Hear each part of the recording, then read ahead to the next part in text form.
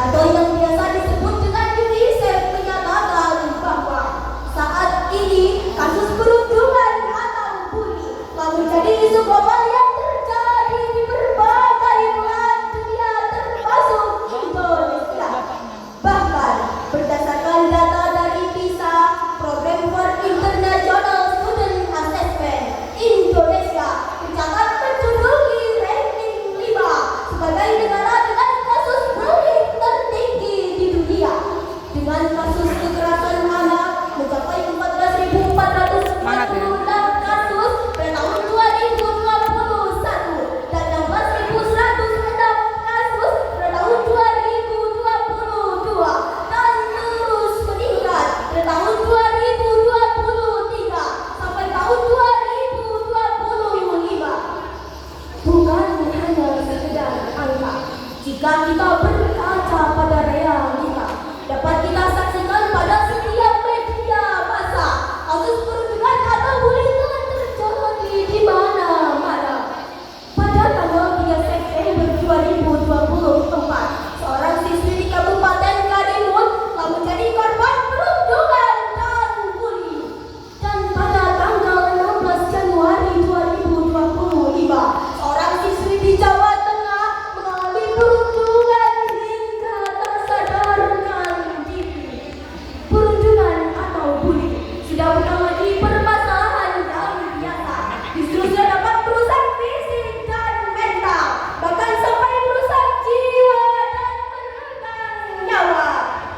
Jika hal ini terus terjadi pada generasi remaja, bukan mustahil bahwa perundungan akan merusak masa depan bangsa. Cita-cita Indonesia Emas 2045 akan sirna di depan mata, yang justru menciptakan generasi-generasi egois dan apatis, generasi bodoh dan vertikal, generasi rasis dan radikal, yang harapannya dapat membangun bangsa, tetapi malah membuat bobrok dan menghancurkan negara. Kami dari acara Islam menghadapi persoalan tersebut. Oleh karena itu, tertariklah hati kami bertiga membawa syarah Al-Quran dengan judul Peranan Keluarga dalam Mengeliminasi Perundungan di Kalangan Remaja. Berdasarkan Al-Quran Surah Al-Ahzab ayat 58.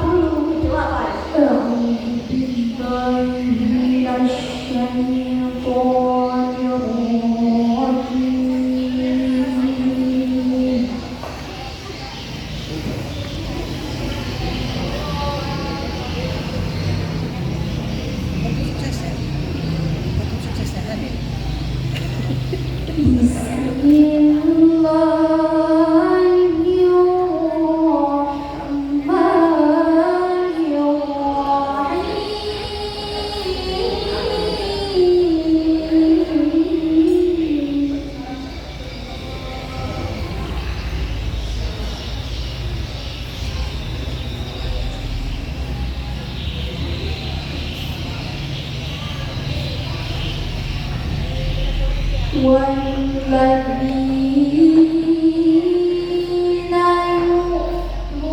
يؤمنون المؤمنين والمؤمنات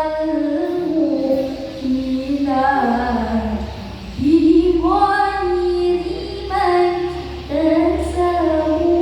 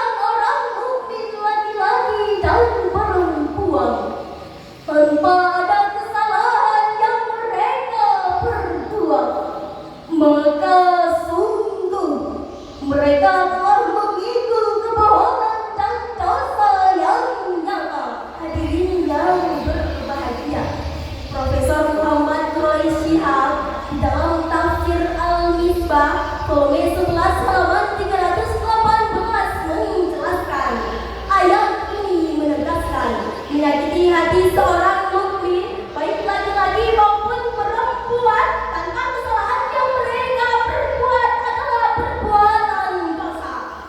Pesan dari ayat ini menjelaskan kita harus selalu menjalin hubungan dengan penuh kasih sayang, kebenaran dan keadilan antar sesama manusia, sebagaimana Islam mengajarkan hidup dengan kedamaian. Syekh Nawawi Al-Bani di dalam kitab Tafsir Marwah Nabi jilid 2 halaman 261 menjelaskan ayat ini termasuk dalam konteks larangan. Larangan yang dimaksudkan adalah menyakiti hati seorang mukmin tanpa dasar, baik secara fisik maupun secara lisani. Sedangkan menurut pendapat lain mengatakan bahwa ayat ini diturunkan berkenaan dengan orang-orang munafik yang pada saat itu menyakiti hati sahabat Ali radhiyallahu anhu dan menyebutnya dengan nama yang tidak baik. Sejalan dengan ini, Rasulullah sallallahu alaihi wasallam bersabda, "Man salimal muslimuna min lisanihi wa yadihi." Orang muslim adalah seseorang yang mampu menjamin keselamatan mukmin lainnya dari gangguan lisan dan tangannya. Hadis riwayat Bukhari. Hadirin rahimahumullah. Oleh karena itu, datanglah Islam sebagai rahmatan lil alamin yang telah menghapuskan sejak 14.000 tahun yang lalu. Permasalahan-permasalahan perundungan yang terjadi dalam layar kaca penjuru bangsa, di mana persoalan tersebut kian hari demi hari terus membuat kualitas remaja terdegradasi. Padahal hadirin, remaja memegang peranan penting untuk kekuatan bangsa. Sebagaimana Insinyur Soekarno pernah berkata, "Berikan aku 10 pemuda, niscaya akan mengucapkan dunia." Remaja harapan bangsa, senjata untuk hadapi dunia, jangan sampai rusak laganya, akal dan jiwa untuk membangun negeri tercinta. Namun Indonesia yang kita lihat saat ini sangatlah berbeda, di mana banyak remaja dengan moral yang semakin terkikis, dengan gunung aksi dan pengalaman yang tragis, dengan akal dan ilmu pengetahuan yang sangat tipis.